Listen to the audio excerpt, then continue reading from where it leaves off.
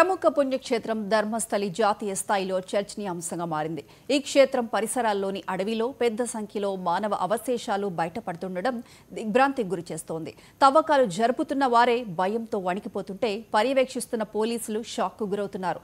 ముఖ్యంగా అస్థిపంజరాలు, స్కూల్ డ్రెస్లను చూస్తుంటే అమ్మాయిలవేనని స్పష్టంగా తేలిపోతోంది.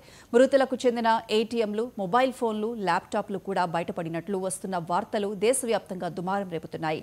గత 20 ఏళ్లుగా ఈ ప్రాంతంలో వందలాది మంది అదృశ్యమైన మిస్టరీ కేసు దర్యాప్తులో విస్తుగొల్పే విషయాలు వెలుగులోకి వస్తుండడం కలకలం రేపుతోంది.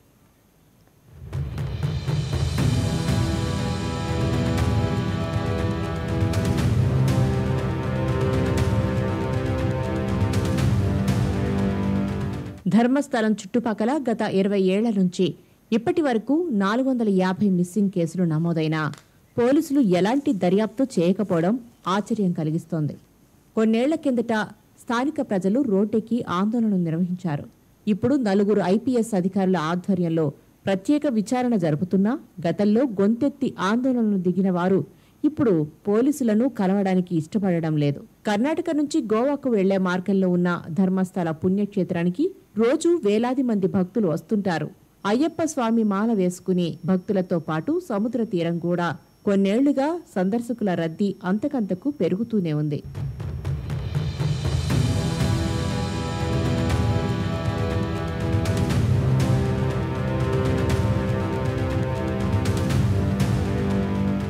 తాజాగా పారిశుద్ధ్య కార్మికుడు పశ్చాత్తాప భారంతో ఫిర్యాదు మేరకు రంగంలోకి దిగిన పోలీసు అధికారులు ఫోరెన్సిక్ వైద్య నిపుణుల సమక్షంలో తవ్వకాలు చేపట్టారు.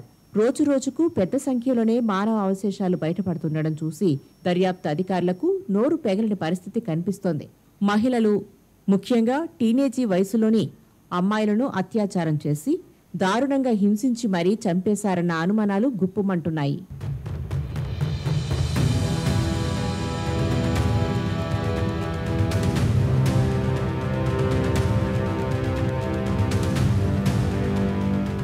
తవ్వకాలు జరుపుతూ స్వాధీనం చేసుకున్న అవశేషాలను ల్యాబ్కు తరలిస్తున్నారు.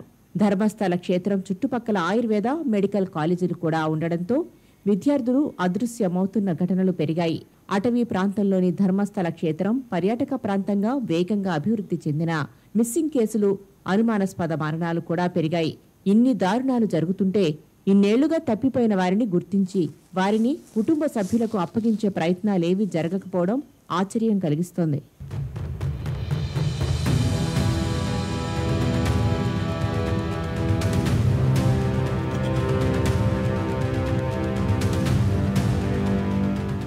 ధర్మస్థలలో 1995లో పారిశుద్ధ్య కార్మికుడిగా చేరిన డాలిత్ 2014లో తన కుటుంబంతో పాటు పారిపోయాడు.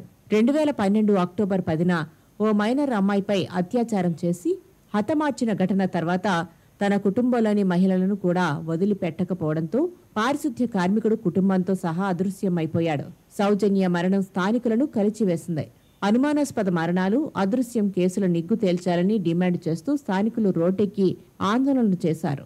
ఎవరూ పట్టించుకోకపోవడంతో కొన్నాళ్లుగా మిన్నకుండిపోయారు. గత 20 ఏళ్లలో 416 మంది అమ్మాయిలు అదృశ్యం కావడం, మరో 463 మంది అనుమానాస్పద మరణాలు జరిగాయి.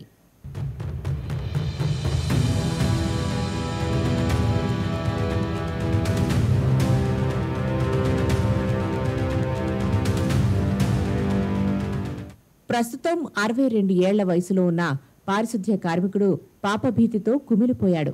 గత జూన్ 22న బెంగళూరుకు చెందిన 2 ప్రముఖ న్యాయవాదులను సంప్రదించి వారి సూచన మేరకు గత జూలై 3వ తేదీన జిల్లా ఎస్పీకి రాతపూర్వకంగా ఫిర్యాదు చేశాడు.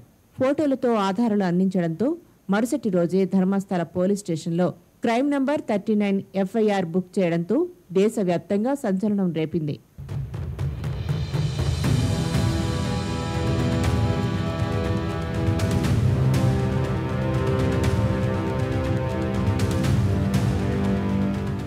ధర్మస్థల వ్యవహారం ఇప్పుడు పెద్ద ఎత్తున దుమారం చెలరేగడంతో కర్ణాటక ప్రభుత్వం స్పందించి 4 సభ్యుల ఐపీఎస్ అధికారులతో విచారణకు సిట్ ఏర్పాటు చేసింది.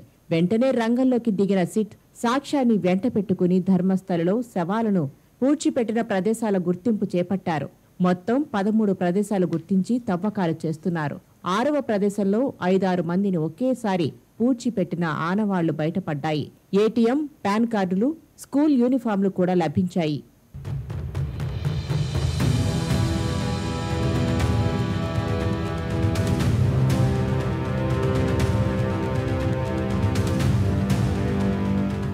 దాదాపు 450 మంది అదృశ్యమైనట్లు ఫిర్యాదులు ఉన్నా 20 ఏళ్లుగా మిస్సింగ్ కేసులను పోలీసులు ఎందుకు పట్టించుకోలేదు? మొత్తం చనిపోయిన వారిలో స్థానికులు ఎంతమంది, టూరిస్టులు ఎంతమంది అనేది క్లారిటీ లేదు. 2012లో మహిళల అదృశ్యాలు, అనుమానాస్పద మరణాలపై రోడ్డెక్కి పెద్ద ఎత్తున ఆందోళన నిర్వహించిన వారు ఇప్పుడు ఎందుకు మౌనంగా ఉన్నారు? ఇన్ని దారుణాలకు ఎవరు ఒడిగట్టారన్నది సిట్ విచారణలో తేలిపోతుందా? లేక గతంలో మాదిరిగానే కేసు నీరుగారిపోతుందా? ఇప్పుడు దేశం మొత్తం ధర్మస్థలలో జరుగుతున్న పోలీసుల విచారణ వైపు చూస్తోంది.